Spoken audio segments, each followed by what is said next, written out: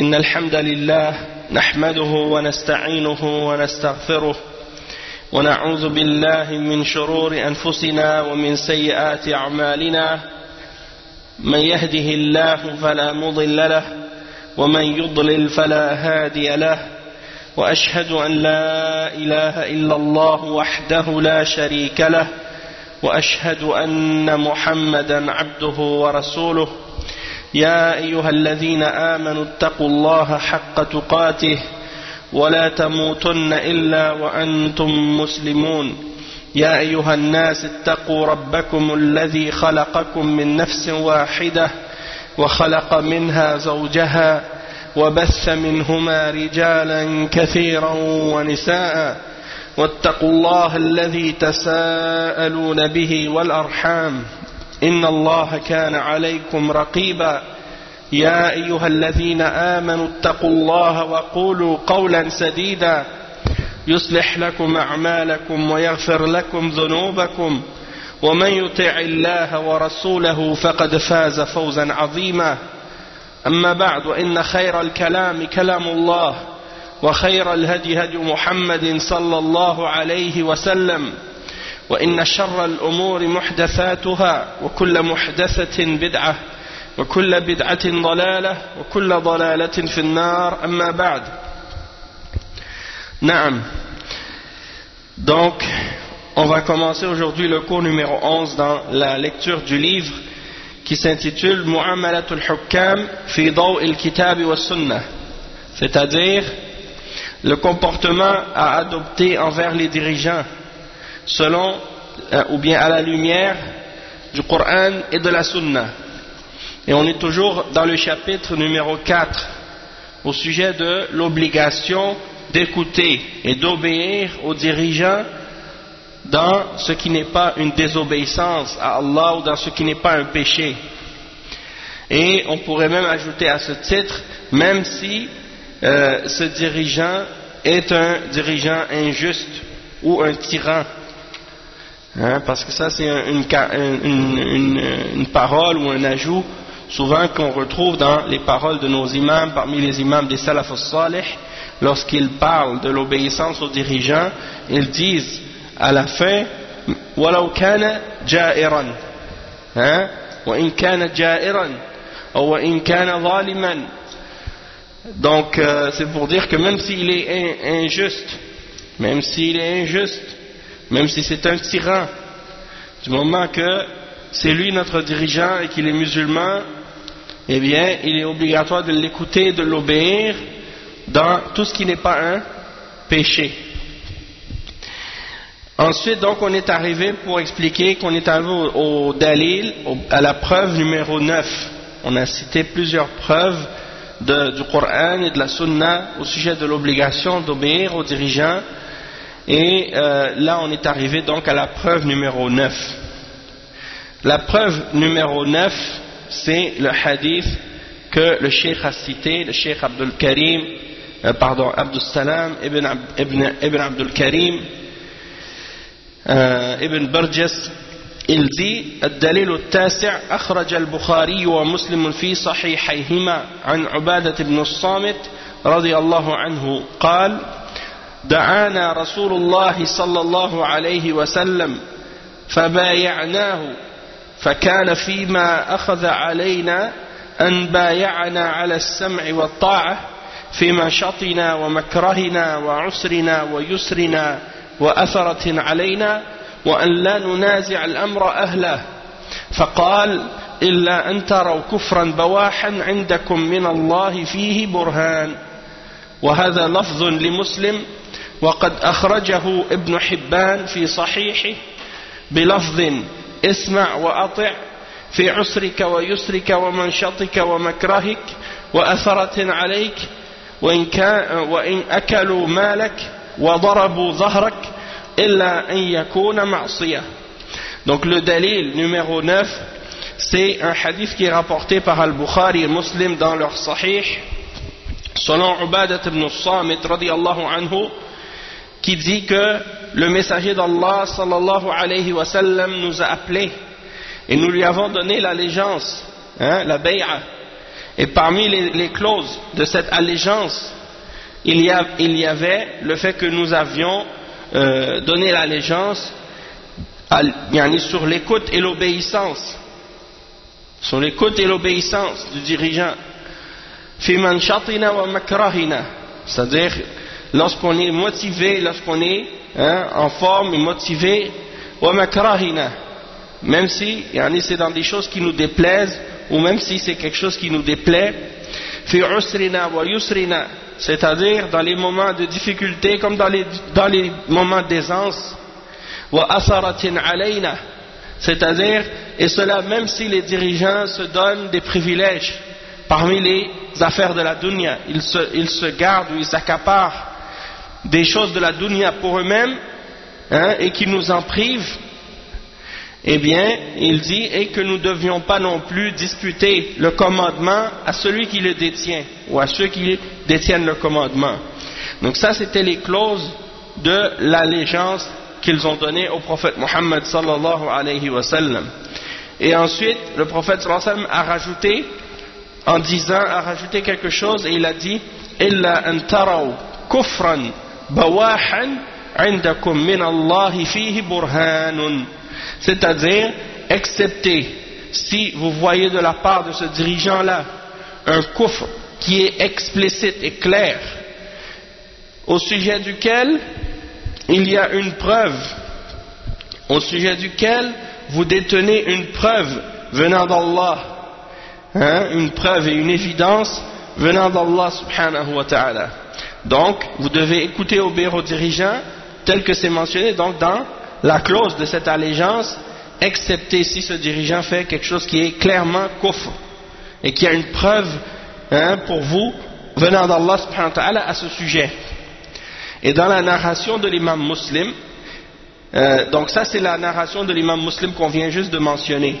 Dans la narration de l'imam Ibn Hibban, dans son sahih, le sahih de l'imam Ibn Hibban, il y a un autre ajout aussi, ça dit, écoute et obéis dans les moments de difficulté et dans les moments d'aisance, lorsque tu es motivé et dans ce qui te déplaît, et même si les dirigeants se donnent des privilèges parmi les affaires de la dunya sur toi, même s'ils mangent tes biens, même s'ils frappent ton dos, donc tu dois leur obéir, même s'ils mangent tes biens, même s'ils frappent ton dos, excepté si c'est dans quelque chose qui comporte une désobéissance.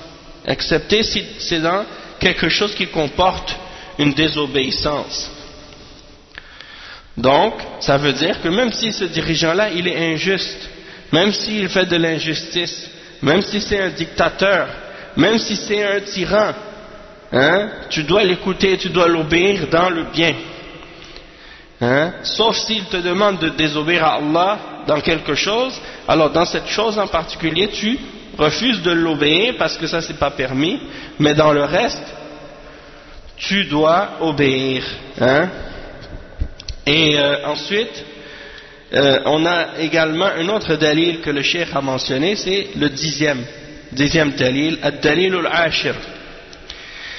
أخرج ابن أبي عاصم في السنة بسند جيد عن معاوية رضي الله عنه عن النبي صلى الله عليه وسلم قال إن السامع المطيع لا حجة عليه وإن السامع العاصي لا حجة له.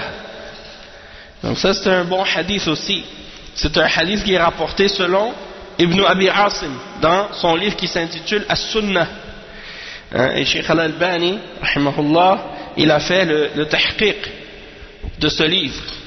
Et donc il dit que le prophète, selon Muawiyah, radiyallahu anhu, que le prophète, sallallahu alayhi wa sallam, a dit As-sami' al-muti' la hujjata alayhi. C'est-à-dire, As-sami', celui qui entend, al-muti', celui qui est obéissant. Donc, celui qui écoute et qui obéit, la hujjata alayhi, c'est-à-dire il n'y a pas de preuve contre lui, il n'y a pas d'argument contre lui. Wa inna as-sami' al-'asi, Mais celui qui écoute et qui désobéit, la hujjata lah, il n'a aucun argument en sa faveur. Naam. Donc ça c'est la preuve numéro 10. La preuve numéro 11. الدليل الحادي عشر أخرج ابن أبي عاصم في السنة أيضا عن عدي ابن حاتم رضي الله عنه قال قلنا يا رسول الله لا نسألك عن طاعة من اتقى ولكن من فعل وفعل فذكر الشر فقال اتقوا الله واسمعوا وأطيعوا قال اتقوا الله واسمعوا وأطيعوا.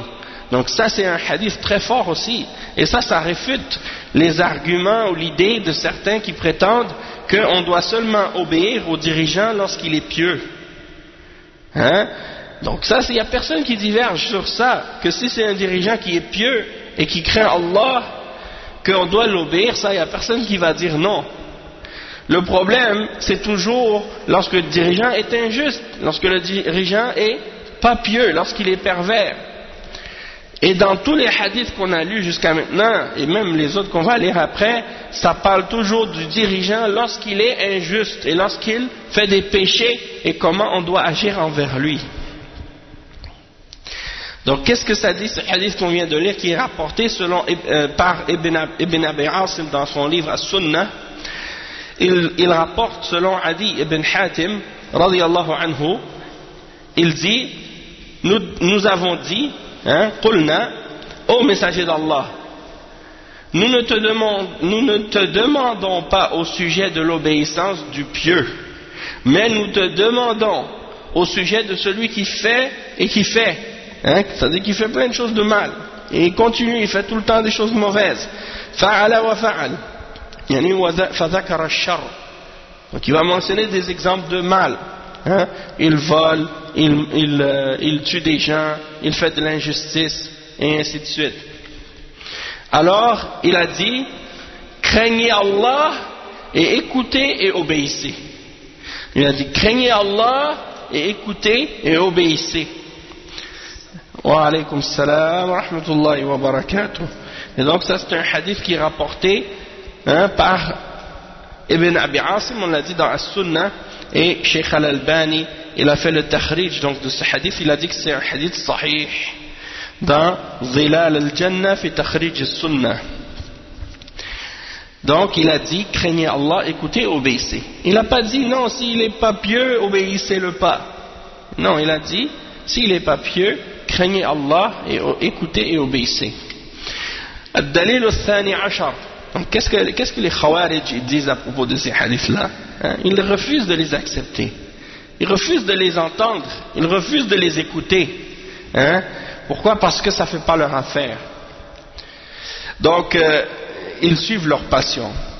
Le 12e dalil qui est rapporté, c'est aussi un point qui est bizarre par rapport aux Khawarij, c'est que quand on leur mentionne ces hadiths, ils refusent de les accepter, mais quand un de leurs membres ou quelqu'un parmi leur groupe des Khawarij prend le pouvoir, tout d'un coup ils sortent tous ces hadiths-là, puis ils demandent aux musulmans de les appliquer et de les respecter. Mais avant, quand c'était un autre musulman qui était au pouvoir mais qui ne faisait pas partie de leur groupe, ils reniaient ces hadiths. Donc ça c'est bizarre, C'est ça qu'ils faisaient par exemple, lorsque Mursi était au pouvoir, tout d'un coup, il voulait appliquer ces hadiths-là. Il disait aux musulmans, vous devez écouter et obéir aux dirigeants. Et nous, de toute façon, on écoute et on obéit, que ce soit Mursi ou un autre. Mais, pourquoi quand c'est quelqu'un d'autre qui ne fait pas partie de leur groupe de bid'a, ils refusent de suivre et de respecter ces hadiths? Donc ça, c'est la preuve que ces gens-là, ils ne suivent pas la sunna, ils suivent leur passion. Sinon, ils appliqueraient les hadiths en question, même quand le dirigeant ne fait pas partie de leur groupe. Ensuite, le dalil al-thani ashara, la 12e preuve qui est mentionnée dans le livre, dans le chapitre 4, il dit أخرج ابن زنجوية ابن زنجوية في كتاب الأموال عن أبي هريرة رضي الله عنه عن رسول الله صلى الله عليه وسلم قال ليس السمع والطاعة فيما تحبون فإذا كرهتم أمرا تركتموه ولكن السمع والطاعة فيما كرهتم وأحببتم فالسامع المطيع لا سبيل عليه والسامع العاصي لا حجة له. Donc ça c'est une narration intéressante aussi qui vient confirmer le point qu'on vient de mentionner plus tôt. C'est rapporté selon Ibn Zanjouya dans le livre qu'on appelle Kitab al-Amwal. Kitab al-Amwal, et il dit ici, dans la chaîne de ce hadith, il y a un narrateur qui s'appelle Ibn Luhay'a, et il est Saduq. Saduq khalata ba'da ihtiraqi kutubih. Donc c'est un rapporteur, Ibn Luhay'a, qui était Saduq, qui était quelqu'un de honnête, de fiable. Mais qu'est-ce qui est arrivé, c'est que les livres sur lesquels il se basait pour rapporter les hadiths, il y a eu un feu qui a brûlé ces livres-là. Donc, après que ces livres ont brûlé, parce que lui il écrivait ces hadiths qu'il rapportait, il était quelqu'un de fiable. Mais quand ces livres ont brûlé, il a continué à les rapporter de sa mémoire, et à cause de ça, il a parfois fait des mélanges. Et c'est pour ça que par la suite, il n'a plus été quelqu'un de fiable. Les ulama de hadith ne se fiaient plus à ces hadiths. Toutefois, le hadith en question, il est supporté par d'autres hadiths qui confirment sa signification et son authenticité. Et donc ici, c'est donc Ibn Zanjouya, il rapporte dans ce hadith-là dans son livre qui s'appelle Kitab al-Amwal, selon Abi Huraira radiyallahu anhu, que le messager d'Allah sallallahu alayhi wa sallam a dit: l'écoute et l'obéissance du dirigeant, ce n'est pas dans ce que vous aimez seulement, et que lorsque quelque chose vous déplaît, vous le laissez, vous le délaissez. Mais l'écoute et l'obéissance est dans ce qui vous déplaît et dans ce que vous aimez. Donc, celui qui écoute et qui obéit, il n'y a pas de preuve contre lui, il n'y a rien contre lui. Parce qu'il écoute et il obéit. Mais celui qui écoute et qui désobéit, il n'a pas d'argument pour le défendre. Il n'y a pas de preuve en sa faveur. Donc ça vient confirmer que l'écoute et l'obéissance, c'est pas juste lorsque ça fait plaisir. Ça te fait plaisir, donc tu dis ok, là j'écoute et j'obéis. Mais quand c'est quelque chose qui te déplaît, tout d'un coup tu le délaisses. Et c'est la même chose pour la charia en général. Il y a des gens, par exemple, quand c'est question par exemple de la charia, de l'obéissance aux lois d'Allah et à la charia d'Allah, tu dis bon, quand c'est en ta faveur, tu dis oui, on va juger par la charia d'Allah, et moi je veux qu'on applique la charia d'Allah. Mais quand c'est un jugement qui est contre toi, là tout d'un coup tu dis non, on ne juge pas par la charia, on va aller juger par d'autres choses. Donc ça c'est pas l'attitude de quelqu'un qui est sincère. Par exemple, quand c'est lui qui a raison, ou quand il est dans le droit, là il dit oui, je veux qu'on juge par la charia. Mais quand c'est lui qui est en tort, tout d'un coup il dit non, je veux pas qu'on juge par la charia. Ça c'est la personne qui est pas sincère, qui agit comme ça. Il y a deux narrations dans le hadith par rapport à l'obéissance aux dirigeants. Il y en a un qui dit ma sallaw, d'écouter et obéir aux dirigeants.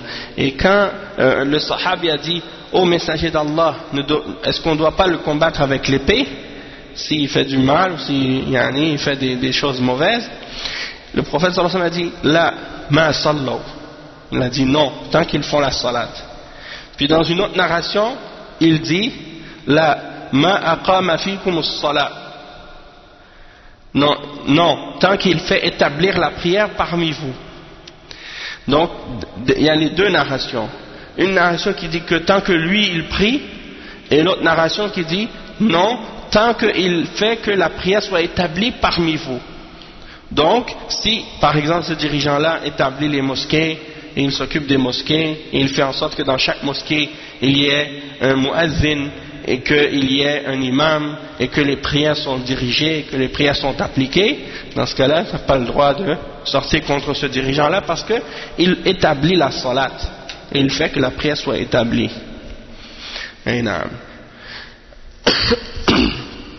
والدليل الثالث عشر le dalil numéro 13 أخرج ابن حبان في صحيحه عن عبد الله بن الصامت قال قدم أبو ذر على عثمان من الشام فقال يا أمير المؤمنين افتح الباب حتى يدخل الناس أتحسبني من قوم يقرؤون القرآن لا يجاوز حناجرهم يمرقون من الدين مروق السهم من الرمية ثم لا يعودون فيه حتى يعود السهم على فوقه هم شر الخلق والخليقة والذي نفسي بيده لو أمرتني أن أقعد لما قمت ولو أمرتني أن أكون قائما لقمت ما أمكنتني رجلي ولو ربطتني على بعير لم أطلق نفسي حتى تكون أنت الذي تطلقني ثم استأذنه على أن يأتي الربذة فأذن له فأتاها فإذا عبد يؤمهم فقالوا أبو ذر فنكص العبد فقيل له تقدم فقال أوصاني خليلي صلى الله عليه وسلم بثلاث أن أسمع وأطيع ولو لعبد حبشي مجدع الأطراف الحديث. Donc ça c'est un hadith qui est long en réalité, mais en fait c'est-à-dire l'histoire qui est mentionnée avant le hadith est un peu longue, mais le hadith lui-même à la fin il est connu. C'est un hadith qui est rapporté selon Ibn Hibban dans son Sahih, selon Abdullah ibn Samit. Il dit, nous sommes allés, Abu Dhar est allé voir Uthman, il a quitté la Syrie pour aller voir Uthman ibn Affan radiyallahu anhu. Et d'après le contexte du hadith, on comprend que c'est à l'époque où les gens avaient commencé à faire la fitna, à l'époque de Uthman ibn Affan, et il faisait la fitna et probablement qu'ils encerclaient la maison de Uthman ibn Affan. Hein? Donc il est arrivé, donc Abu Dhar est arrivé de la Syrie, il a dit oh Amir al-Mu'minin, ouvre la porte pour que les gens puissent rentrer. Est-ce que tu penses que je fais partie des gens qui récitent le Coran sans que ça dépasse leur gorge ou leur clavicule et qui sortent de la religion comme la flèche traverse sa proie et puis ensuite qu'ils ne reviennent plus jusqu'à ce que la flèche revienne à son arc? Il dit ce sont les pires des créatures et des créations. Il dit par celui qui tient mon âme en sa main, si tu m'ordonnais de m'asseoir, je ne me lèverais pas, et si tu m'ordonnais de rester debout, je resterai debout tant que mes jambes me le permettent, et si tu m'attacherais sur un âne, je ne me libérerai pas tant que ce soit toi qui m'aies libéré. Et il a dit, puis ensuite il lui a demandé la permission d'aller voir les gens, les gens faibles qui s'étaient organisés, qui avaient encerclé la maison de Uthman. Alors il lui a permis d'y aller. Alors il est allé les voir, et lorsqu'il est arrivé pour les voir, c'était un esclave qui les dirigeait dans la prière. Leur imam, c'était un esclave. Alors quand les gens ont vu Abu Dhar, ils ont dit ça c'est Abu Dhar. Alors l'esclave s'est retiré pour laisser Abu Dhar faire l'imam, et Abu Dhar a dit non, reste devant. Il a dit mon bon ami m'a enseigné 3 choses, et il a mentionné parmi ces choses-là que j'écoute et que j'obéis, même si celui qui est au devant de moi ou au pouvoir est un esclave éthiopien auquel on a coupé les extrémités. Et donc ça c'est la preuve du hadith en fait, que tu dois écouter, obéir, même si ton dirigeant est un esclave, ou celui qui est au devant de toi est un esclave auquel on a coupé les extrémités. Naam. Ensuite, le hadith numéro 14, ou la preuve 14, الرابع عشر.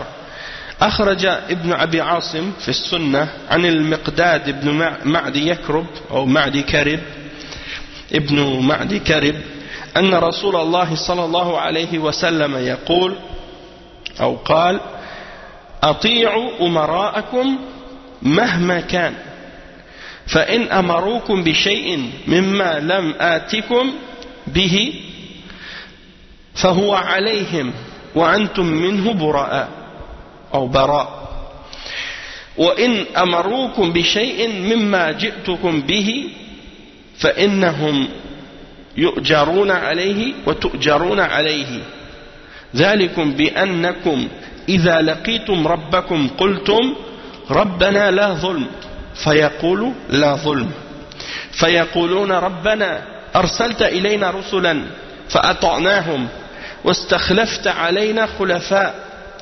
فأطعناهم وأمرت علينا أمراء فأطعناهم فيقول صدقتم هو عليهم وأنتم منه براء. Donc le hadith numéro 14 c'est rapporté selon Ibn Abi Asim dans As-Sunnah selon Al-Miqdam Al-Miqdam Ibn Ma'di Karib que le messager d'Allah sallallahu alayhi wa sallam a dit: obéissez à vos dirigeants peu importe la situation, parce que s'ils vous ordonnent quelque chose que je ne vous ai pas donné ou que je ne vous ai pas demandé de faire, ce sera contre eux et vous, vous serez innocent. Et s'ils vous ordonnent quelque chose que moi je vous ai ramené, alors eux ils seront récompensés et vous aussi serez récompensés, parce que lorsque vous allez rencontrer votre Seigneur, vous allez dire ô Seigneur, ô notre Seigneur, pas d'injustice, et Allah subhanahu wa ta'ala dira pas d'injustice. Alors vous direz: ô notre Seigneur, tu nous as envoyé des messagers et nous leur avons obéi, et ensuite tu les as fait succéder par des khulafa et nous leur avons obéi, puis tu as mis sur nous, au-dessus de nous, des dirigeants, puis nous leur avons obéi. Alors il dira, c'est-à-dire Allah subhanahu wa ta'ala dira: et vous avez dit vrai, c'est contre eux et vous, vous êtes innocents. S'ils vous ont ordonné de faire des choses haram, ou s'ils ont fait des choses qui ne sont pas bonnes, et que s'ils vous ordonnent des péchés, vous ne les obéissez pas, s'ils ont fait des choses pas correctes, ce sera contre eux, vous en serez innocents. والدليل الخامس عشر, la preuve numéro 15.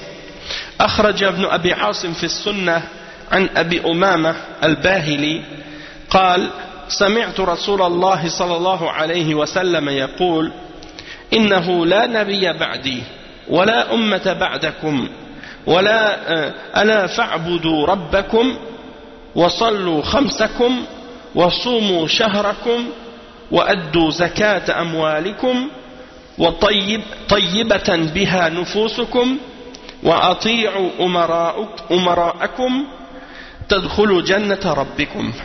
إسناده صحيح. Donc c'est rapporté dans la Sunnah de l'imam Ibn Abi Asim. Selon Abi Umama al-Bahili, il dit: j'ai entendu le messager d'Allah sallallahu alayhi wa sallam qui a dit: sachez que certes il n'y aura pas de prophète après moi, et il n'y aura pas de ummah après vous. Et il a dit: alors, certes, il a dit: alors adorez votre Seigneur et établissez vos 5 prières et jeûnez votre mois de Ramadan et donnez la zakat de vos biens, avec un bon cœur, que ça vienne de vous-même, et obéissez à vos dirigeants, vous rentrerez dans le paradis de votre Seigneur. vous entrerez dans le paradis de votre Seigneur. Donc ça c'est la mention de l'obéissance des dirigeants fait partie de ces choses-là que le prophète sallallahu alayhi wa sallam a mentionné. Et le dernier dalil que le cheikh a mentionné, c'est ad-dalil as-sadisa ashar. Et le cheikh il a mentionné seulement 16 hadiths dans ses preuves, mais il faut comprendre en même temps qu'il y en a bien plus que ça. Ça c'est juste une petite partie, parce qu'il y a un parmi les mashayikh, il a cité plus qu'une centaine de hadiths sur l'obligation d'écouter et d'obéir aux dirigeants. Donc il y en a beaucoup de hadiths de ce genre, et c'est pour ça que ça fait partie des fondements, parmi les fondements d'Ahl Sunnah wal Jama'a. Donc le dalil numéro 16, le cheikh il dit الدليل السادس عشر أخرج ابن سعد أن زيد بن وهب قال لما بعث عثمان إلى ابن مسعود يأمره بالقدوم إلى المدينة فاجتمع الناس فقالوا أقم ونحن نمنعك أن يصل إليك شيء تكرهه فقال إن له علي حق طاعة ولا أحب أن أكون أول من فتح باب الفتنة. Donc le hadith, c'est un hadith rapporté selon Ibn Sa'd dans Al-Isaba. Il dit que Zayd ibn Wahb a dit, lorsque Uthman a demandé à Ibn Mas'ud en lui ordonnant de venir à Médine, parce que Uthman était le khalifa et Ibn Mas'ud était à Koufa, si je ne me trompe pas, il était à Koufa. Donc il l'a appelé et il a envoyé quelqu'un pour le faire venir à Médine. Il dit viens à Médine, je te demande de venir. Alors les gens se sont mis autour de Abdullah ibn Mas'ud et ils lui ont dit reste et nous allons te protéger pour qu'aucun mal ne t'atteigne ou que rien de ce qui te déplaît ne t'arrive. N'y va pas, reste ici, nous on va te protéger, qu'il n'y a rien de mal qui va t'arriver. Alors Ibn Mas'ud, qu'est-ce qu'il a répondu? Il a dit, il a sur moi le droit de l'obéissance et je n'aimerais pas être le premier qui a ouvert la porte de la fitna. Donc vous voyez comment Ibn Mas'ud a répondu. Donc il dit fata'ammal fi'l Ibn Mas'ud huna wa fi'l Abi Dharr المتقدمة مع أمير المؤمنين عثمان رضي الله عنه عن الجميع يظهر لك ما كان عليه جماعة السلف من التسليم المطلق لأمر الشارع صلى الله عليه وسلم وتقديم قوله على ما تهوى النفس. Donc le cheikh dit méditez sur l'exemple de ce que a fait Ibn Mas'ud dans cet exemple dans ce hadith et ce que Abu Dharr a dit également dans le hadith qu'on a mentionné précédemment par rapport au prince des croyants Uthman radiyallahu anil jami'. Et comment quand tu observes l'exemple d'Ibn Mas'ud et l'exemple d'Abu Dharr, eh bien tu vois comment les salafs se soumettaient de façon absolue à l'ordre du législateur, c'est-à-dire du prophète Muhammad sallallahu alayhi wa sallam, d'écouter et d'obéir aux dirigeants, et ils mettaient l'obéissance du prophète sallallahu alayhi wa sallam et la parole du prophète sallallahu alayhi wa sallam au-dessus de leurs désirs personnels et de leurs passions. وأن الإثارة على الولاية القائمة فتح باب شر على الأمة. Donc il dit que d'inciter les gens contre le dirigeant qui est établi, c'est d'ouvrir une porte du mal, d'ouvrir une porte pour le mal sur la Ummah. Il dit قال أئمة الدعوة رحمهم الله تعالى عند إيرادهم لطائف عند إيرادهم لطائفة من الأحاديث النبوية في هذا الباب. إذا فهم ما تقدم من النصوص القرآنية والأحاديث النبوية وكلام العلماء المحققين في وجوب السمع والطاعة لولي الأمر وتحريم منازعته والخروج عليه وأن المصالح الدينية والدنيوية لا انتظام لها إلا بالإمامة والجماعة، تبين أن الخروج على طاعة ولي الأمر والافتيات عليه بغزو أو غيره معصية ومشاقة لله ورسوله ومخالفة لما عليه أهل السنة والجماعة. Donc ici le cheikh il dit les imams de la da'wah, les imams de la da'wah, quand on parle des imams de la da'wah, c'est les imams de la da'wah najdiyya, c'est-à-dire après le cheikh Mohammed ibn Abdul Wahhab, ses descendants et ses élèves et ceux qui ont propagé la da'wah salafiyya après lui. Ils ont écrit de nombreux livres, et parmi ces livres-là on trouve des exemples où ils réfutent parfois les khawarij et ceux qui ont dévié dans cette question-là, et donc ils mentionnent les hadiths qu'on a lus au sujet de l'obéissance aux dirigeants, et ils disent par exemple, lorsqu'on a compris ce qui a été mentionné précédemment parmi les textes du Coran et des hadiths de la prophétie, et des paroles des ulama vérificateurs dans l'islam au sujet de l'obligation d'écouter et d'obéir aux dirigeants et l'interdiction de leur disputer leur autorité et leur pouvoir, et l'interdiction de se révolter contre eux, et que les bienfaits de la religion et de la dunya ne peuvent être organisés excepté avec la présence d'un imam et d'un dirigeant, un imam, c'est-à-dire un dirigeant, et d'une jama'a qui s'est rassemblée autour de ce dirigeant. On comprend par la suite que de sortir contre l'obéissance du dirigeant, et de se révolter contre le dirigeant, que ce soit en faisant une guerre contre lui, ou de se révolter contre lui avec les armes ou autre, que ça c'est une désobéissance et une opposition à Allah et à son messager, une contradiction de ce que font les gens de la Sunna et de la Jama'a, une contradiction de ce sur quoi se tiennent les gens de Ahl Sunna wal Jama'a.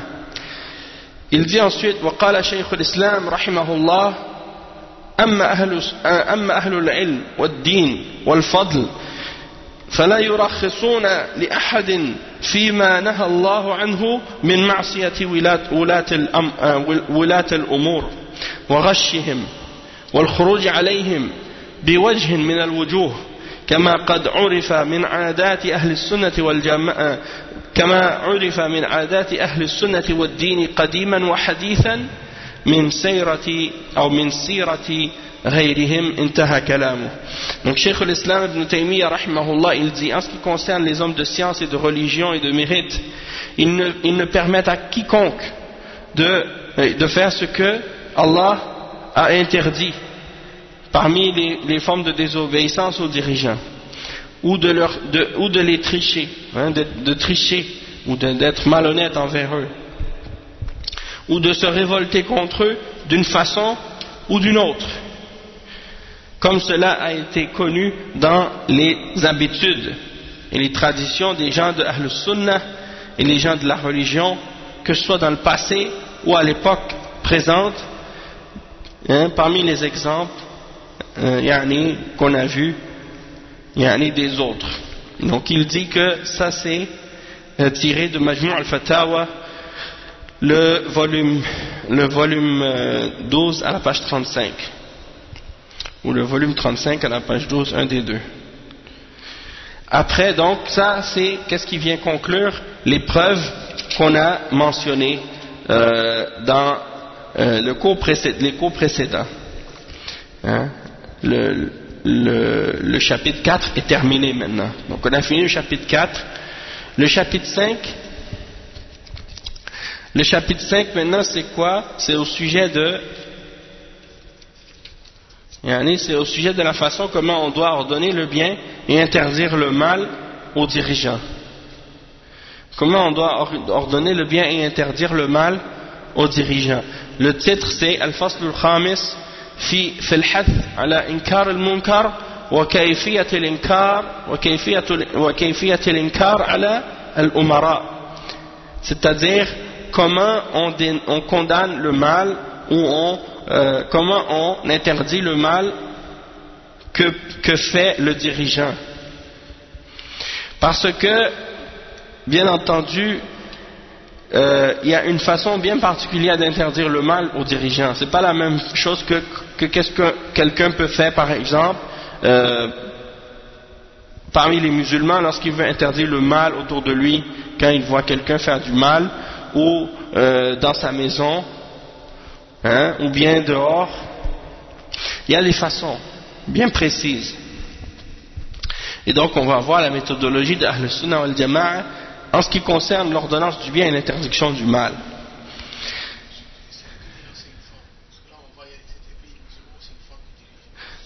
Si un dirigeant c'est une femme, hein, on sait que dans l'islam, la femme n'est pas supposée d'avoir un poste de dirigeant. Hein, mais le principe c'est le même. Le principe c'est le même. Si on n'est pas capable de l'enlever du pouvoir sans faire couler le sang ou sans faire de fitna, hein, en principe ça devrait être la même chose. Il ne devrait pas y avoir de différence. Mais on sait qu'une femme soit au pouvoir, c'est quelque chose qui est interdit dans l'islam. C'est pas quelque chose qui est permis. Non, c'est ça. Non, on a vu même des femmes au pouvoir comme au Pakistan avec Benazir Bhutto, et on a vu aussi au Bangladesh. Hein, et souvent c'est la femme d'un président, quand il meurt, elle prend sa place. C'est arrivé dans quelques pays. Mais ça c'est quelque chose qui est contraire à l'islam. Le prophète sallallahu alayhi wa sallam, il a dit dans un hadith qui est rapporté par l'imam al-Bukhari, selon Abu Bakra, il a dit lan yufliha qawmun wallaw amrahum imra'ah wallaw amrahum imra'atan. Ça veut dire qu'un peuple n'aura jamais le succès s'il donne la charge ou la gestion de ses affaires à une femme. Donc les positions de poste de dirigeance, une femme ne peut pas occuper ce poste dans l'islam. Hein, n'en déplaise aux défenseurs des droits de l'homme ou à l'ONU ou je sais pas qui, ou les féministes. Dans l'islam c'est comme ça, c'est la loi d'Allah. On n'a jamais vu un prophète femme. Allah subhanahu wa ta'ala n'a jamais envoyé un prophète femme. Tous les prophètes c'est des hommes. Et dans l'islam, l'homme c'est lui qui est le chef de la famille. C'est pas l'homme et la femme qui sont chefs de la famille ensemble. Non, c'est l'homme qui est chef de la famille. Et c'est lui qui est responsable de la femme. Et cette responsabilité-là, c'est Allah qui l'a mis sur l'homme. Hein? Et donc, il n'y a pas cette égalité absolue entre l'homme et la femme dans l'islam, contrairement à ce que les kuffars prétendent. Et même eux, même si lorsqu'ils disent que l'homme est égal à la femme, dans la réalité des faits, ils ne peuvent pas l'appliquer. Parce que l'homme et la femme ne sont pas pareils. Hein? Donc, le cheikh, il dit maintenant, Al-amr bil ma'ruf an-nahy 'anil munkar. Ça, c'est un point très très important. Pour comprendre l'ordonnance du bien et l'interdiction du mal selon la compréhension de Ahl Sunnah wal Jama'a, parce que si on ne comprend pas comme il faut ce principe, selon les fondements et les règles de Ahl Sunnah wal Jama'a, on tombe facilement dans l'extrémisme. Hein? Parce qu'il y a des gens, des fois, ils voient du mal, ils voient des choses haram, ils disent, il faut arrêter ça, il faut changer ça. Et ils vont même aller essayer d'interdire un mal ou de changer un mal en utilisant des méthodes ou en faisant des choses qui vont ramener plus de mal que ce qu'ils veulent interdire. Et ils ne réalisent pas qu'ils font plus de mal. Et dans ce cas-là, c'est haram. Mais eux, ils ne savent pas. Hein? Parce qu'ils n'ont pas étudié la religion. Allah musta'an. Donc le cheikh il dit Al-amru bil ma'ruf wa an-nahyu 'anil munkar aslun min usul ad-din. Bihi yadhharu al-khayr wa ya'ummu ويختفي الباطل ويضمحل ولقد فرق الله بين المؤمنين والمنافقين بالأمر بالمعروف والنهي عن المنكر فدل ذلك على أن أخص صفات المؤمنين قيامهم به فقال تعالى والمؤمنون والمؤمنات بعضهم أولياء بعض يأمرون بالمعروف وينهون عن المنكر. Donc le cheikh il dit, l'ordonnance du bien et l'interdiction du mal est un fondement parmi les fondements de la religion. Et c'est par ce fondement-là qu'on peut faire paraître le bien, et que le bien devient général, et que le mal ou la fausseté peut se cacher ou bien disparaître complètement. Hein? Et donc, Allah a distingué entre les croyants et les hypocrites par l'ordonnance du bien et l'interdiction du mal. Et ça, c'est quelque chose qui indique que ça fait partie des caractéristiques les plus particulières des croyants et que c'est eux qui doivent mettre en place et établir cet ordre-là et ce principe-là. Il mentionne comme exemple le verset 71 dans Surat Tawbah, dans lequel Allah subhanahu wa ta'ala dit « Et les croyants et les croyantes sont alliés les uns des autres. Ils ordonnent le bien et ils interdisent le mal. » Donc on voit que les croyants et les croyantes, ils sont alliés les uns des autres. Ils ne sont pas des opposants les uns des autres, ils ne sont pas des ennemis les uns des autres, ils ne sont pas en conflit les uns avec les autres. Contrairement aux kuffars qui essaient de mettre les hommes contre les femmes contre les hommes, et de faire des compétitions entre l'homme et la femme, ou de faire des disputes entre les hommes et les femmes, de mettre les femmes contre les hommes et de mettre les hommes contre les femmes. Non, dans l'islam, l'homme et la femme sont des alliés. Les croyants et les croyantes sont des alliés, ils s'entraident ensemble dans la religion d'Allah, ils s'entraident les uns les autres dans l'obéissance d'Allah subhanahu wa ta'ala. Hein? Et donc, c'est pas une relation d'animosité ou de conflit ou de haine, au contraire. Et donc, ils ordonnent le bien et ils interdisent le mal. Ça, c'est la responsabilité des mu'minines, hommes et femmes. Et il mentionne l'exemple des hypocrites. وَقَدْ ذَكَرَ قَبْلَهَا الْمُنَافِقُونَ وَالْمُنَافِقَاتِ بَعْضُهُمْ مِنْ بَعْضٍ يَأْمُرُونَ بِالْمَعْرُوفِ يَأْمُرُونَ بِالْمُنْكَرِ وَيَنْهَوْنَ عَنِ الْمَعْرُوفِ.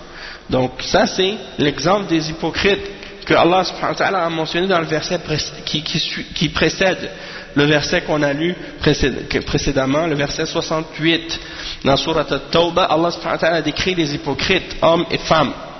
Il dit, et les hypocrites, hommes et femmes, font partie les uns des autres. Hein? Ils ordonnent le mal et interdisent le bien. Donc c'est pas juste qu'ils n'ordonnent pas le bien, ils n'interdisent pas le mal, mais ils ordonnent le mal et ils interdisent le bien. Et c'est ça qu'on constate. Hein? Ils prétendent par exemple qu'ils sont pour la liberté et qu'ils veulent laisser à tout le monde le droit de faire ce qu'il veut, hein? Ou de faire ce que chacun désire faire. Mais la réalité, quand on observe bien comme il faut, on voit que les kuffars et les munafiqines, ils ne veulent pas que les gens du bien fassent le bien, et ils ne veulent pas que les gens du bien s'abstiennent de faire le mal, même qu'ils veulent les forcer à faire le mal et les obliger à le faire, et ils veulent leur interdire de faire le bien, et ils veulent leur interdire de faire le bien et leur interdire d'obéir à Allah subhanahu wa ta'ala. Ils ne sont pas satisfaits de nous tant qu'on devient comme eux. Ça c'est la réalité. Hein? Et donc le cheikh il dit وَقَدْ أَوْجَبَهُ اللَّهُ تَعَالَى عَلَى هَذِهِ الْأُمَّةِ في قوله وَلْتَكُنْ مِنْكُمْ أُمَّةٌ يَدْعُونَ إِلَى الْخَيْرِ وَيَأْمُرُونَ بِالْمَعْرُوفِ وَيَنْهَوْنَ عَنِ الْمُنْكَرِ وَأُولَئِكَ هُمُ الْمُفْلِحُونَ. Et Allah subhanahu wa ta'ala a ordonné à cette umma, à la umma de l'islam, en disant, et qu'il y ait parmi vous un groupe qui appelle au bien, qui ordonne le bien et qui interdise le mal, et ceux-là sont ceux qui auront le succès. فيجب الأمر بالمعروف والنهي عن المنكر على هذه الأمة بدلالة هذه الآية لكن وجوبه وجوب كفائي إذا قام به من يكفي سقط الإثم عن الباقين في أصح أقوال أهل العلم. Donc le cheikh il dit, d'après le verset qu'on vient de lire, il est obligatoire d'ordonner le bien et d'interdire le mal pour cette umma. Mais cette obligation est une obligation qu'on appelle kifa'i en arabe. C'est-à-dire, qu'est-ce que ça signifie wujubun kifa'i? Ça veut dire que s'il y a un nombre suffisant de musulmans qui établissent cet ordre et cette obligation, le péché ne va pas être sur les autres ou sur le reste des musulmans. C'est-à-dire, s'il y a un nombre suffisant de musulmans qui ont respecté cet ordre et cette obligation, eh bien, le péché tombe pour le reste. Tandis que si on ne trouve personne dans la Ummah qui applique cet ordre, dans ce cas-là, le péché est général. Et non, tombe sur tout le monde. Et ça, c'est selon l'opinion la plus correcte des hommes de science au sujet de la définition de al-wujub al-kifa'i. Le cheikh il dit هذه الأمة المحمدية إنما حازت الشرف والخيرية على الأمم الماضية بهذه الخصلة أو بهذه الخصلة الشريفة كما قال تعالى كنتم خير أمة أخرجت للناس تأمرون بالمعروف وتنهون عن المنكر فمن تحقق فيه هذا الوصف فهو من أهل الفضل فهو من أفضل الأمة. Donc le cheikh il dit que la Ummah de Muhammad sallallahu alayhi wa sallam, elle a uniquement réussi à atteindre et obtenir cette noblesse et cette excellence parmi les nations précédentes ou par rapport aux nations précédentes uniquement à cause de ses caractéristiques de noblesse, c'est-à-dire d'ordonner le bien et d'interdire le mal. Donc ça veut dire que quand Allah subhanahu wa ta'ala dit vous êtes la meilleure nation qui est sortie pour les hommes, c'est pas juste que la Ummah de l'Islam elle est la meilleure nation sur toutes les autres nations de façon absolue, mais cette excellence qu'elle a, cette nation, elle a une excellence sur les autres nations mais avec des conditions. C'est-à-dire pour qu'on soit la meilleure nation, il faut qu'il y ait des conditions, et ces conditions-là c'est quoi? C'est qu'on établisse qu'on établisse l'ordonnance du bien et l'interdiction du mal sur nous-mêmes et sur les autres. Ta'muruna bil ma'ruf wa tanhauna 'anil munkar wa tu'minuna billah. Et vous croyez en Allah, c'est-à-dire vous appliquez le tawhid d'Allah subhanahu wa ta'ala. فمن تحقق هذا الوصف فهو من أفضل الأمة. وعليكم السلام ورحمة الله. Donc celui qui respecte cette caractéristique-là, cette description, alors il fait partie de la meilleure des nations. C'est pas comme Bani Israël, les fils d'Israël. Eux, ils ont pensé qu'ils sont un peuple élu, peu importe qu'est-ce qu'ils font. Peu importe qu'est-ce qu'ils font, qu'est-ce qu'ils disent. Même s'ils n'obéissent pas à Allah, même s'ils font tous les péchés qu'Allah a interdits, ils sont quand même un peuple élu. Et beaucoup de gens, même parmi les chrétiens, ils pensent comme ça. Ils disent non, les juifs c'est le peuple élu de Dieu. Mais c'est étonnant de voir que eux ils sont chrétiens puis ils croient que les juifs sont le peuple élu. Dans ce cas-là, tu leur demandes, ils disent dans ce cas-là, qu'est-ce que vous faites vous? Si eux sont le peuple élu, vous êtes quoi? En fait, le peuple élu de Dieu, c'est pas un peuple qui est élu juste par rapport à ses gènes ou bien son bagage génétique. Non. Le peuple élu d'Allah subhanahu wa ta'ala, c'est le peuple qui ordonne le bien et qui interdit le mal et qui reste sur le tawhid.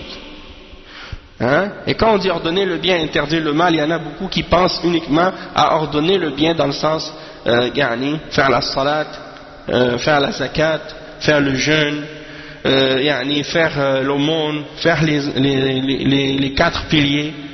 et de s'abstenir des péchés comme cesser de boire de l'alcool ou de manger du porc, ou de faire le zina ou d'autres péchés de ce genre. Mais ils oublient le plus grand de tous les péchés qui est le shirk, et ils oublient le plus grand des biens qui est le tawhid. Donc quand on parle d'ordonner le bien, on parle en premier d'ordonner le tawhid d'Allah et tout ce qui vient ensuite. Puis on parle d'interdire le mal, on parle d'interdire le shirk et tout ce qui découle par la suite comme péché. Mais le plus important en premier, c'est d'ordonner le tawhid et d'interdire le shirk. Et tout le reste, c'est quelque chose qui suit. Parce que si quelqu'un il fait toutes les œuvres de bien, mais qu'il n'a pas établi le tawhid, ses œuvres n'auront aucune valeur. Et si quelqu'un s'abstient de tous les péchés, sauf qu'il fait le shirk, eh bien ça n'aura aucune utilité pour lui.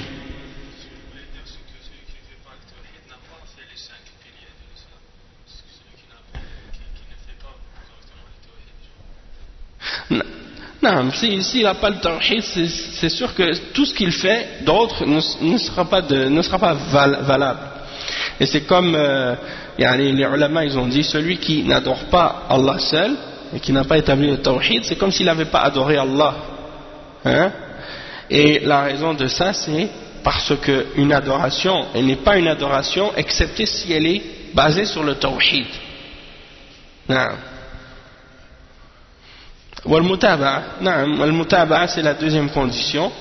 C'est pour que l'action soit acceptée, elle doit être faite avec ikhlas, c'est-à-dire que l'action soit faite uniquement pour Allah, et deuxièmement, elle soit faite en suivant l'exemple du prophète Mohammed sallallahu alayhi wa sallam, sinon cette action-là ne sera pas valable. Na'am. Donc le cheikh il dit ensuite وَقَدْ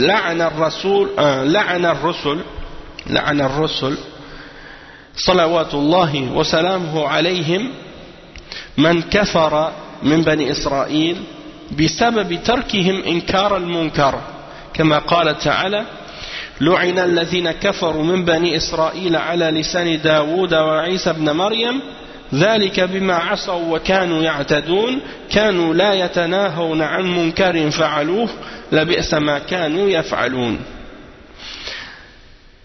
Le cheikh il dit que les messagers d'Allah, que la paix d'Allah et le salut soient sur eux, ils ont déclaré la mécréance. Plutôt, ils ont maudit. Ils ont maudit ceux qui ont mécru parmi les fils d'Israël. C'est ça.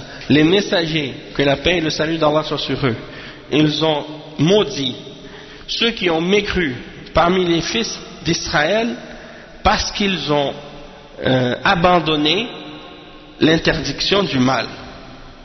Ils ont abandonné l'interdiction du mal qu'ils faisaient. Et ça c'est mentionné dans le Coran, dans Surat Al-Ma'idah,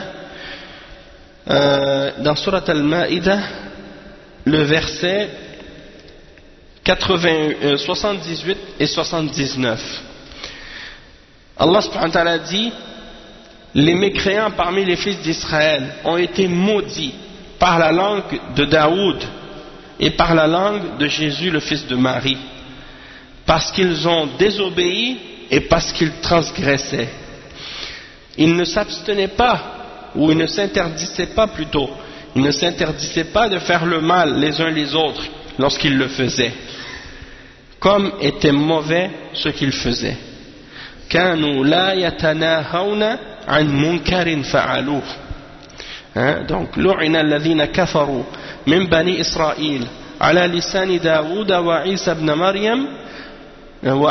مريم ذلك بما عصوا وكانوا يعتدون كانوا لا يتناهون عن منكر فعلوه لبئس ما كانوا يفعلون. Donc ça c'est un verset qui est clair à ce sujet-là. Donc si par exemple les gens sont les uns avec les autres et ils se voient les uns les autres en train de désobéir à Allah subhanahu wa ta'ala et qu'ils ne s'interdisent pas de faire qu'est-ce qu'ils font de haram, eh bien ils vont eux aussi, même s'ils sont musulmans, même s'ils ne font pas partie de Bani Israël, ils vont rentrer eux aussi dans la malédiction et dans la parole d'Allah subhanahu wa ta'ala qui est mentionnée dans ce verset. Parce que il ne faut pas penser que ce qui est mentionné à propos de Bani Israël dans ce verset, ça se limite uniquement à Bani Israël. C'est général. Et toute personne qui rentre dans la caractéristique et dans la description qui est mentionnée par Allah subhanahu wa ta'ala, eh bien il rentre dans l'exemple et dans la malédiction qui est mentionnée dans le verset.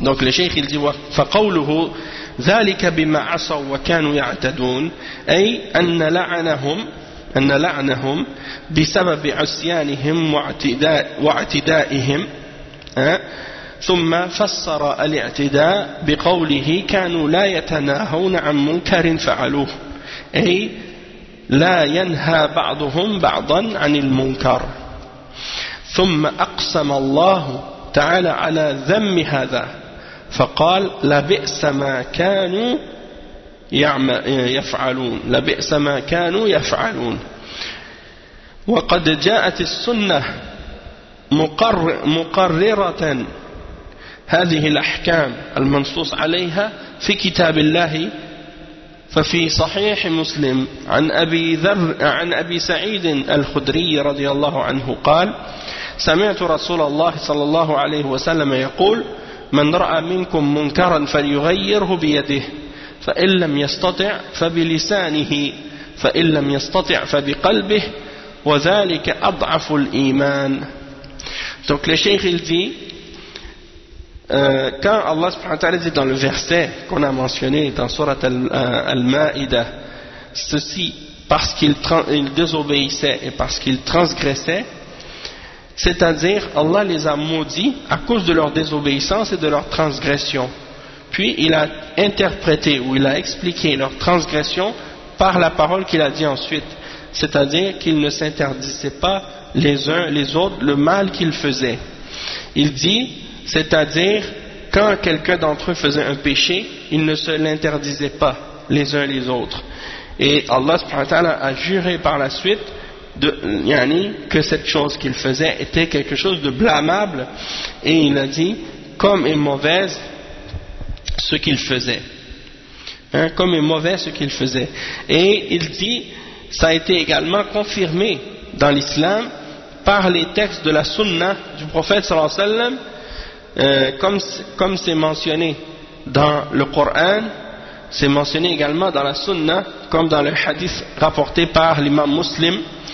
Selon Abi Sa'id al-Khudri radiyallahu anhu, il dit, j'ai entendu le messager d'Allah sallallahu alayhi wa sallam qui a dit, celui qui voit un mal, qu'il le change par sa main, et s'il n'est pas capable, alors qu'il le change par sa langue, et s'il n'est pas capable, alors qu'il le change par son cœur. Et ça c'est le niveau le plus faible de la foi, c'est-à-dire le niveau du cœur, de changer le mal par le cœur seulement. Ça c'est le niveau le plus faible de la foi. Il ne faut pas penser, quand on lit ce hadith-là, certaines personnes s'imaginent que celui qui change le mal par son cœur, c'est le niveau le plus faible de sa foi, donc il s'imagine que celui qui change par la main ou par la langue, il ne change pas par son cœur en même temps. C'est pas ça que le hadith signifie. Quand tu changes par ta main, tu changes par ton cœur et ta main en même temps. Quand tu changes par ta langue, tu changes par ton cœur et ta langue en même temps. Sinon, tu changes seulement par ton cœur parce que tu n'es pas capable avec ta main et tu n'es pas capable avec ta langue. Mais il n'y a pas une fois que tu vas changer le mal par ta main ou par ta langue, excepté que ton cœur est présent aussi, puisque la base des actions c'est le cœur. Et le cheikh il explique ça maintenant, parce qu'il y a des règles à ça, c'est pas tel quel. Il dit فهذا الحديث خطاب لجميع الأمة وهو دال على وجوب إنكار المنكر بحسب القدرة وإن إنكاره بالقلب لا بد منه فمن لم ينكر بقلبه فمن لم ينكر قلبه المنكر فقد هلك كما قال ابن مسعود عندما سمع رجلا يقول هلك من لم يأمر بالمعروف ولم ينهى عن المنكر قال ابن مسعود هلك من لم يعرف بقلبه المعروف والمنكر. Donc le cheikh il a expliqué, il dit que le hadith ici c'est une parole qui est générale pour toute la Ummah. Et elle indique que l'obligation d'ordonner le bien et d'interdire le mal correspond à la capacité de la personne. Et que dans tous les cas, le fait de condamner le mal et de changer le mal par le cœur, ça reste toujours obligatoire et nécessaire. Donc celui qui n'a pas changé le mal par son cœur, il a péri. Celui qui n'a pas changé le mal par son cœur, il a péri.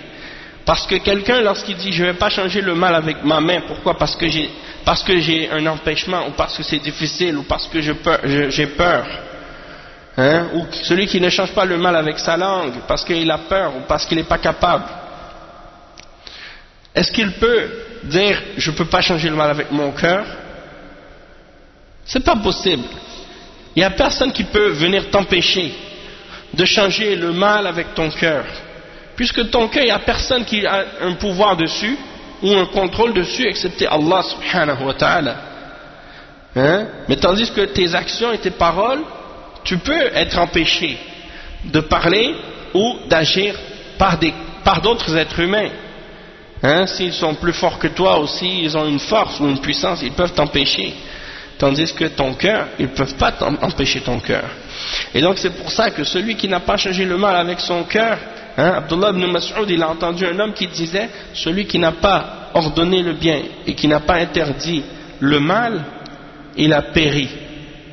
Alors Abdullah ibn Mas'ud, il a dit, il a péri celui qui n'a pas reconnu le bien avec son cœur, hein, c'est-à-dire qui n'a pas reconnu par son cœur le bien et le mal. Donc du moment que tu es capable de reconnaître le bien et le mal, et que tu peux condamner le mal et approuver le bien par ton cœur, ça c'est une obligation pour chaque individu musulman, sinon tu péris. Il dit وقال العلامة ابن رجب رحمه الله شارحا هذا الأثر يشير إلى أن معرفة المعروف والمنكر بالقلب فرض لا يسقط عن أحد فمن لم يعرفه هلك. انتهى كلامه.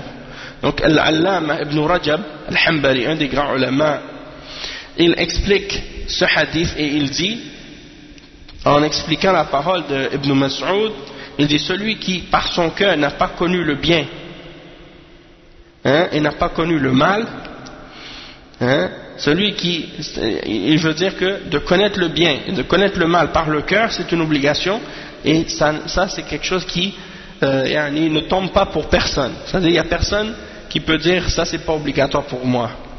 Donc celui qui ne connaît pas le bien, qui ne connaît pas le mal par son cœur, il a péri.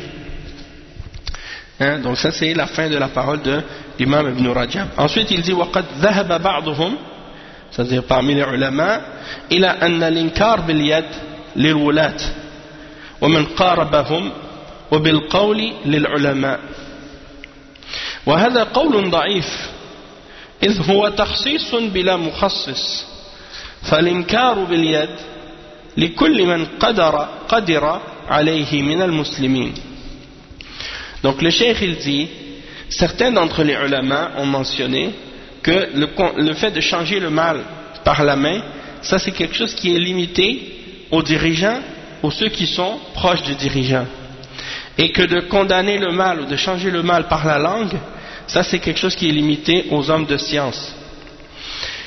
Le cheikh il dit ça c'est une position qui est faible, parce que c'est de restreindre le hadith sans preuve qui viennent supporter cette restriction. Le cheikh il dit parce que le fait de changer le mal par la main, c'est quelque chose qui est obligatoire à toute personne qui a la capacité de le faire parmi les musulmans. Il dit وَلَعَلَّ قَائِلُ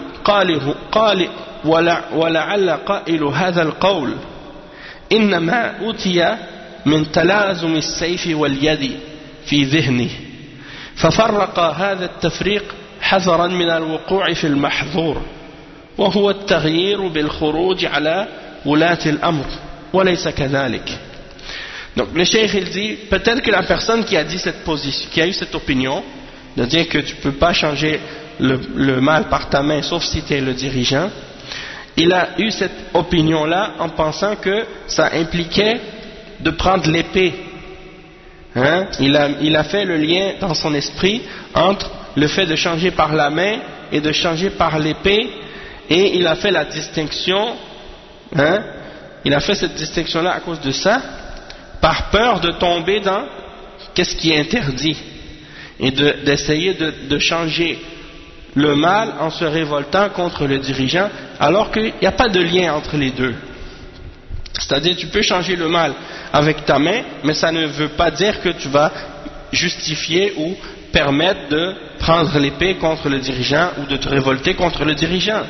Et le cheikh dit وقال الإمام أحمد في رواية صالح التغيير باليد ليس بالسيف والسلاح.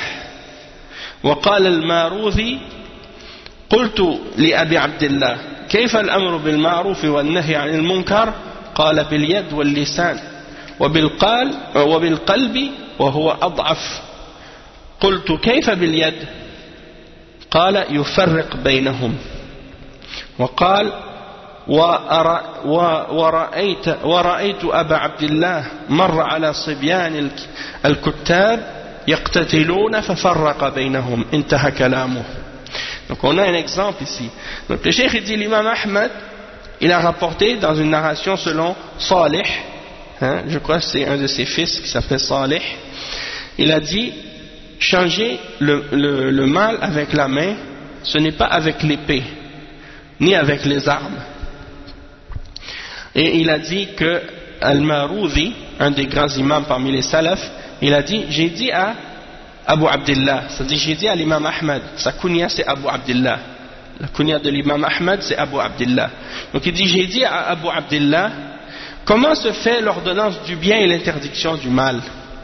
Il a dit, par la main, il dit ça se fait par la main, par la langue et par le cœur, et ça c'est le plus faible. Et il a dit, Al-Maroudi a demandé, et comment cela se fait-il avec la main? Il a dit, c'est en séparant entre eux.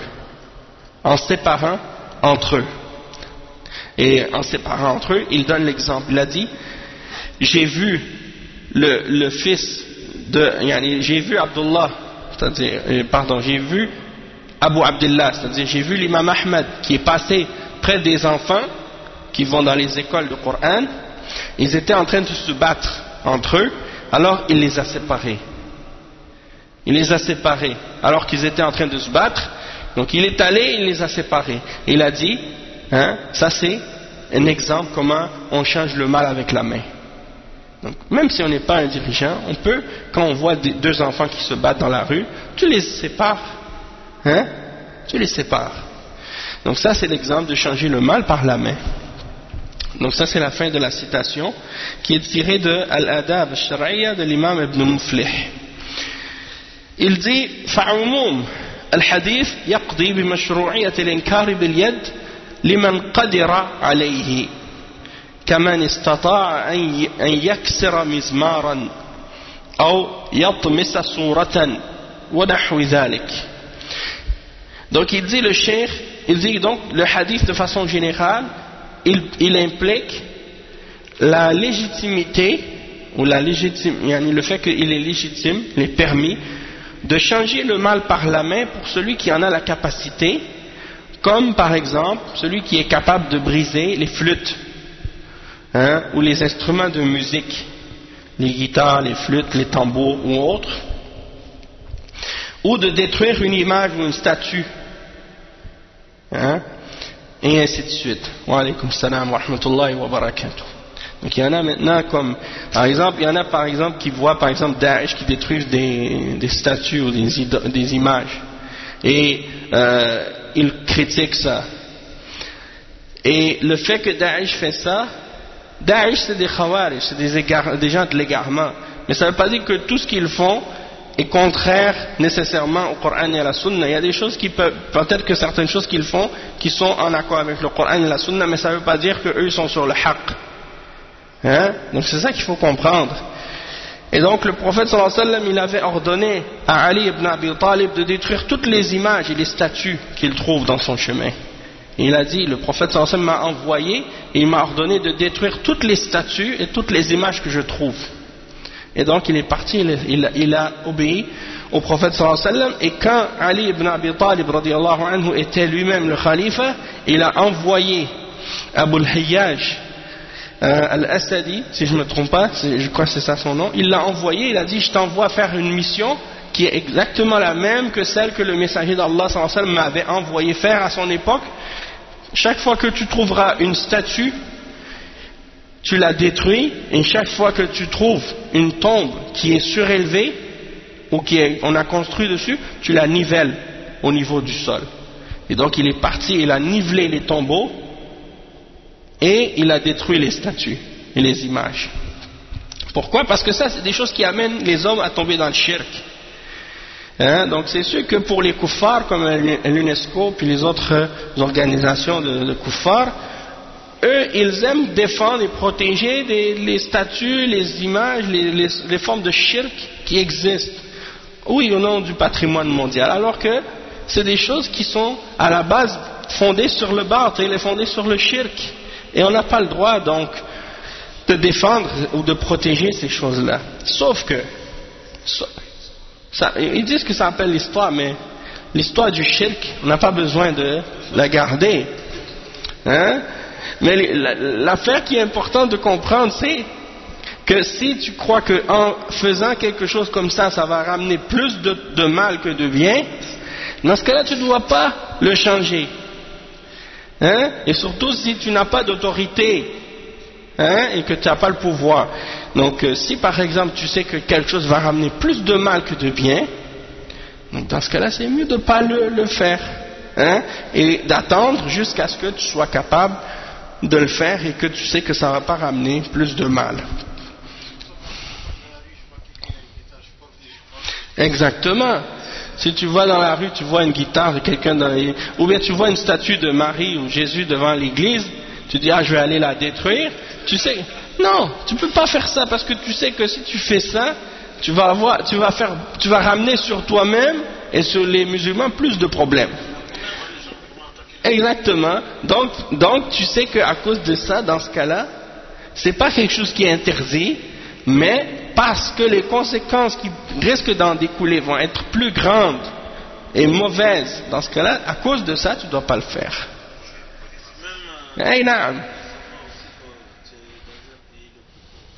Et ça, c'est ça. Regarde. Exactement. Barakallahu fik. Ça, c'est un bon point. Ça, c'est un bon point. Le prophète sallallahu alayhi wa sallam était pendant 13 ans à Mecca. Et il voyait des gens adorer les idoles et il ne pouvait pas les interdire de le faire, alors il patientait.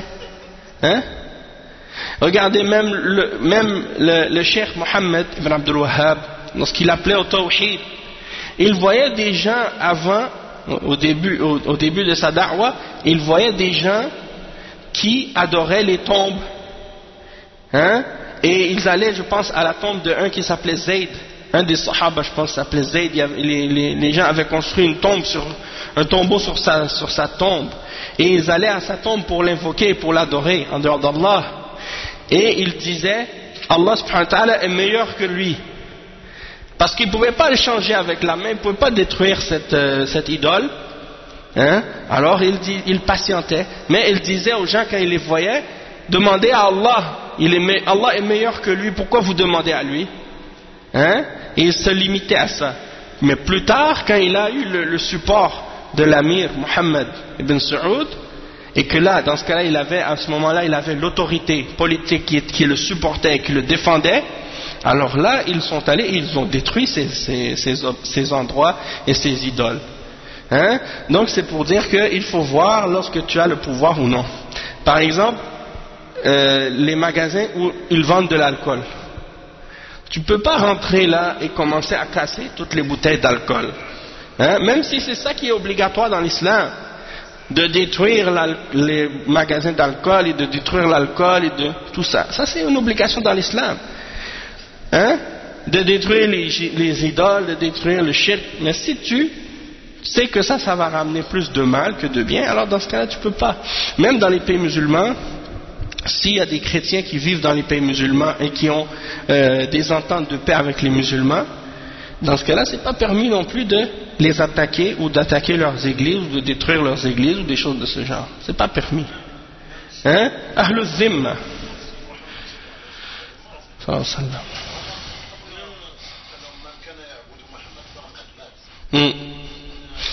c'est Abu Bakr as-Siddiq radiyallahu anhu. فإن محمدا قد مات ولكن من يعبد الله فإن الله حي لا يموت. نعم بارك الله فيك. Donc ça c'est un exemple aussi. Donc qu'est-ce qu'il dit ensuite le cheikh? Il dit Naam. Ok. C'est ça. Donc il doit détruire ce qu'il est capable. Si c'est une image ou si c'est des instruments de musique ou des choses haram, il le fait. Il dit ولكن هذا مشروط بشروط. Il y a des conditions pour interdire le mal, comme je disais. أن لا يفضي إنكاره هذا إلى منكر أشد منه وأن لا يكون الإنكار باليد مما اختص السلطان به شرعا كإقامة حد أو شهر صيف ونحو ذلك. Donc le cheikh il dit, mais par contre, il y a des conditions pour changer le mal. Et une des conditions qu'on a mentionnées déjà, c'est que ça ne va pas ramener, le fait de condamner ce mal ou de changer ce mal, ça ne va pas ramener un mal qui est plus grand. Ça c'est très important et beaucoup de jeunes, parmi les ignorants et aussi parmi les excités et parmi les khawarij, ils n'ont pas compris ça. Hein? Il y en a un l'autre jour, il m'est venu, il m'a dit, nous on veut rentrer dans les bars de chicha, les cafés de chicha, puis là on veut sortir les gens. Hein? Pourquoi? Parce qu'il est mutahammis. Hein? Il dit, moi je veux ramener les gens au bien, je veux faire du bien. Est-ce que c'est comme ça que tu vas faire? Hein? Tu rentres dans les discothèques, tu vas sortir les gens? Allah al-Musta'an. Il y en a des gens comme ça. Il y en a, attends juste une minute. Subhanallah, une fois j'ai vu une vidéo sur YouTube, et le pire, ça c'est grave, c'est pour dire tellement, ces gens-là sont tellement naïfs et en même temps ils n'ont pas de fiqh, ils n'ont pas de compréhension de la religion. C'était, je pense, un jeune converti en Belgique. Il s'en va proche des quartiers où il y a des gens qui vont pour la prostitution, et lui il se tient au bord de la rue, puis quand il voit des gens qui ont l'air d'apparence des gens de l'Afrique du Nord ou des pays arabes ou musulmans, il les voit, il leur dit, allez pas là-bas, ça c'est haram, là-bas il y a le haram et tout. Mais subhanallah, pourquoi tu t'en vas à cet endroit-là? Pourquoi toi-même tu te mets dans la fitna déjà, hein, d'aller dans cet endroit-là et de faire ça? Donc lui il s'imagine faire le bien, et il pense qu'en faisant ça il va faire du bien. Il y en a d'autres qui s'en vont dans les discothèques, il y en a d'autres qui s'en vont dans les bars. Ça c'est des gens qui n'ont pas de compréhension et de connaissance, ils ne savent pas comment ordonner le bien, comment interdire le mal. Ils se mettent eux-mêmes dans la fitna.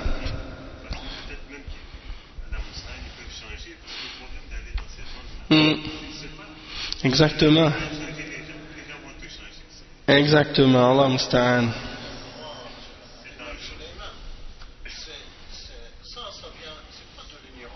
Ça vient de notre incompréhension de sunna.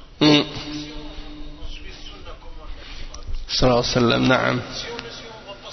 Exactement. Exactement. Exactement. D'aller dans l'endroit où les gens se réunissent pour faire le péché, tu ne dois pas aller là. Hein? Peut-être, mais s'il vient de là, il s'est repenti, il ne doit pas retourner. Tu comprends? Allah musta'an. Donc la première condition, on a dit que ça ne va pas ramener un mal plus grand que le mal que tu veux interdire.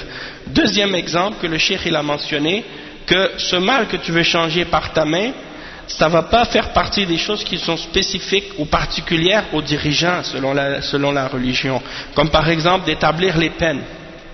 L'établissement des peines de la charia, ça c'est uniquement pour les dirigeants. Comme couper la main des voleurs, faire la lapidation des femmes ou des hommes qui ont fait l'adultère ou des choses de ce genre, ou flageller ceux qui ont fait les péchés.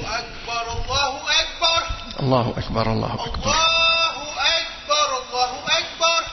Allahu Akbar. أشهد أن لا إله إلا الله أشهد أن لا إله إلا الله أشهد أن محمدا رسول الله أشهد أن محمدا رسول الله حي على الصلاة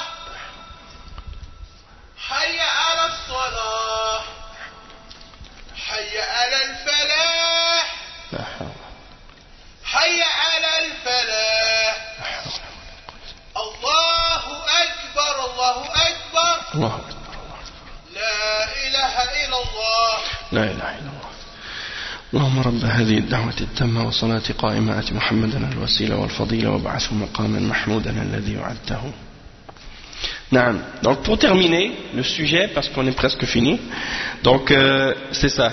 Si c'est quelque chose qui est spécifique aux dirigeants, dans ce cas-là, tu n'as pas le droit de l'appliquer toi. Comme par exemple d'établir les peines de la charia sur quelqu'un qui a commis un crime. Ça, c'est quelque chose qui est spécifique au hakim, au dirigeant. Donc toi, tu n'as pas le droit d'essayer de vouloir l'appliquer par toi-même.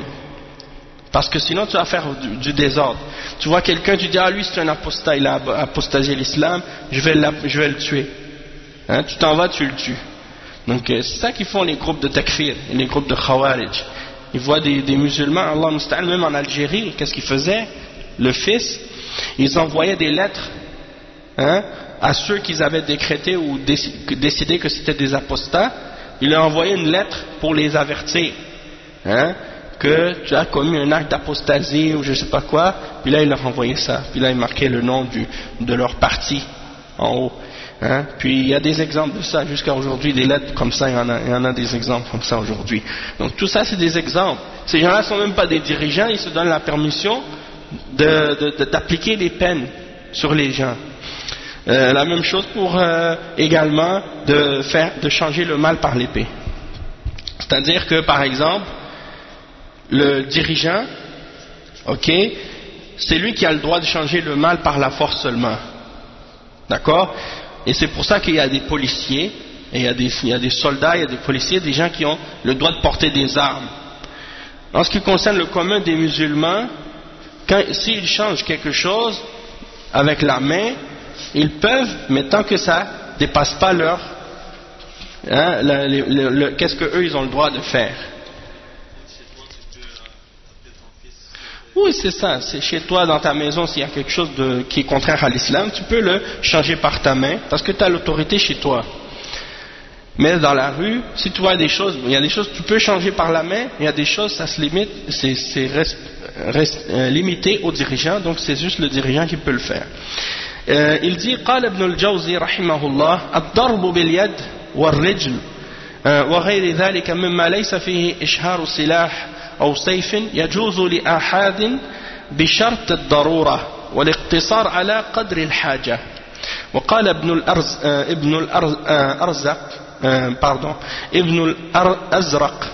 الأزرق في بدائع السالك في طبائع الملك نعم بدائع السلك في طبائع الملك عندما ذكر أن من المخالفات الافتيات على ولي الأمر قال من أعظمه فسادا تغيير المنكر بالقدر الذي لا يليق إلا بالسلطان. انتهى كلامه. وهذا كله فيما إذا كان صاحب المنكر غير السلطان. فإن كان السلطان يعني الذي يعمل المنكر فليس لأحد منعه بالقهر باليد ولا أن يشهر عليه سلاحا أو يجمع عليه أعوانا لأن في ذلك تحريكا للفتن وتهييجا للشر وإذهابا لهيبة السلطان من قلوب الرعية وربما أدى ذلك إلى تجريهم على الخروج عليه وتخريب البلاد وغير ذلك مما لا يخفى. قاله ابن النحاس. وقال الإمام أحمد رحمه الله لا يتعرض للسلطان فإن سيفه مسلول. Donc pour terminer, c'est la parole de l'imam Ibn al-Jawzi en premier, que le cheikh a cité. Et l'imam Ibn al-Jawzi, c'est un parmi les ulama très connus, il dit de frapper par la main ou par le pied ou autre de ce genre de choses dans lequel il n'y a pas l'utilisation d'un arme ou d'une épée, c'est permis aux individus à condition que ce soit une nécessité et à condition qu'on se limite à ce qui est nécessaire, hein, ou au besoin. Donc ça c'est la fin de la citation. Également dans un livre qui s'appelle Bada'i' al-Silk fi Taba'i' al-Mulk, écrit par Ibn al-Azraq, il dit, lorsqu'il a mentionné les choses qui sont en contradiction avec l'obéissance aux dirigeants et le respect envers les dirigeants, il a dit parmi les choses qui causent le plus de désordre, c'est d'essayer de changer le mal, d'essayer de changer le mal d'une manière ou à un degré ou d'une mesure qui dépasse ce qui convient, qui dépasse ce qui convient uniquement aux dirigeants. C'est-à-dire si c'est quelque chose qui convient uniquement aux dirigeants de le changer par la main, dans ce cas-là toi tu n'as pas à le faire, sinon ça va causer plus de désordre. Et il dit donc, le cheikh après avoir cité cette parole, il dit tout ce qu'on a mentionné comme exemple de changer le mal avec la main, c'est uniquement dans le cas où c'est pas le dirigeant lui-même qui fait le mal, qui fait l'injustice. Mais dans les cas où c'est le dirigeant lui-même qui fait du mal, qui fait de l'injustice, dans ce cas-là, personne n'a le droit d'utiliser la force ou d'utiliser une arme, ou de rassembler des gens pour l'aider contre le dirigeant. Sinon, cela va ramener plus de désordre et ça va faire des problèmes et ça va faire du mal et ça risque de faire perdre le respect que les gens ont dans leur cœur pour leurs dirigeants, et ça pourrait même les inciter à se révolter contre le dirigeant et à sortir contre lui et à détruire le pays. Ça peut même tourner en guerre civile par la suite, comme ça arrive dans certains pays malheureusement. Et donc il dit ça c'est quelque chose qui ne fait pas ça fait partie de qu'est-ce qui est connu. La yarfa. Les personnes ignorent ça. Ça c'est la parole de Ibn al-Nuhas. Et il dit ensuite, l'imam Ahmad a dit, et il conclut avec ça, il conclut le chapitre avec ça, il dit, l'imam Ahmad a dit, personne ne doit s'affronter ou disons s'opposer aux dirigeants car son épée est dégainée. Car son épée est dégainée. C'est-à-dire que si tu t'opposes aux dirigeants, tu risques d'avoir de perdre ta vie ou de te faire couper la tête. Donc il ne faut pas rentrer dans ces choses-là. On a fini donc le chapitre sur cette question au sujet de l'amr bil ma'ruf wa nahy 'anil munkar. Maintenant, ensuite, bon là on va s'arrêter pour aujourd'hui, pour le cours est terminé, mais le cours suivant, Inch'Allah, on va commencer l'autre chapitre qui est relié à ce chapitre-là, qui parle maintenant comment on doit faire quand c'est le dirigeant qui fait du mal. C'est quoi la méthode ou la position d'Ahl Sunnah wal Jama'a à ce sujet-là? Et comment les ulama d'Ahl Sunnah ont clarifié cette question-là par rapport aux dirigeants lorsque c'est lui qui fait du mal, qu'est-ce qu'on doit faire et comment on peut changer ce mal-là? C'est quoi la méthodologie à suivre selon la méthodologie des salaf as-salih? Donc on va s'arrêter ici pour aujourd'hui. Subhanakallahumma bihamdik, ashhadu an la ilaha illa anta, astaghfiruka wa atubu ilayh, wa sallallahu wa sallam ala nabiyyina Muhammad wa ala alihi wa sahbihi ajma'in.